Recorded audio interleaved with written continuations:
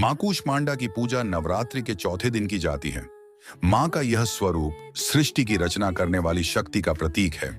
कूष्मांडा का अर्थ है कुम्हड़ा, कूष्म के समान गोल वस्तु जो ब्रह्मांड का प्रतीक है, और अंडा अंडा जो सृष्टि की रचना को दर्शाता है।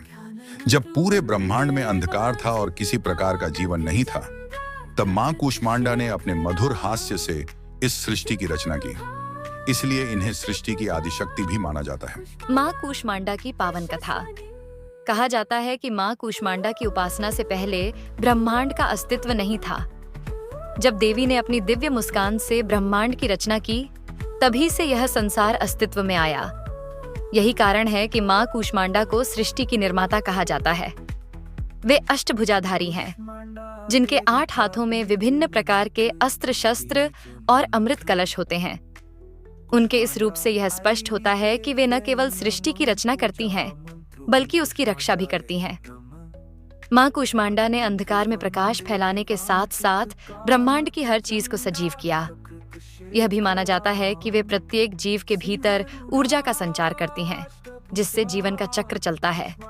उनकी आराधना से मानसिक और शारीरिक शक्ति प्राप्त होती है और भक्तों का हर प्रकार का रोग, शोक और दुख दूर होता है।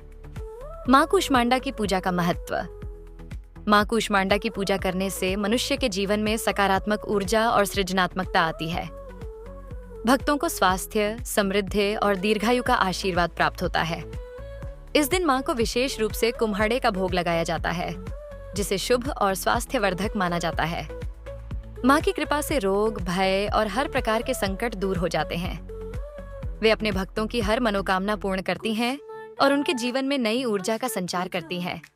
उनकी आराधना से सृष्टि की समस्त शक्तियां जागृत होती हैं और भक्तों को सृष्टि के रहस्यों का ज्ञान प्राप्त होता है।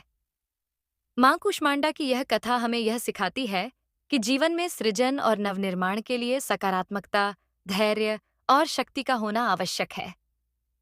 उनकी पूजा से जीवन में प्रकाश, ज्ञान और सृजनात्मकता का संचार होता